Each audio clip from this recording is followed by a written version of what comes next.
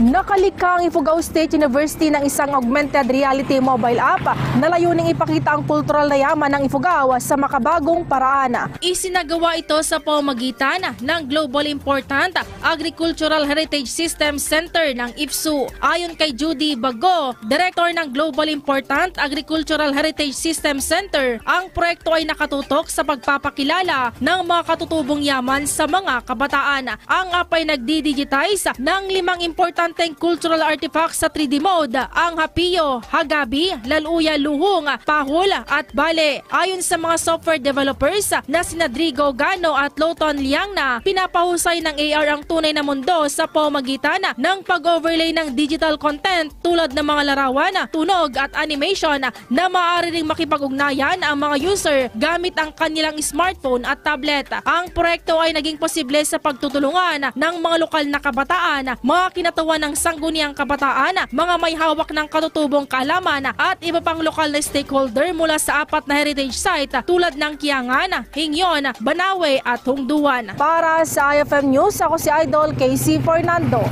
Idol! IFM News.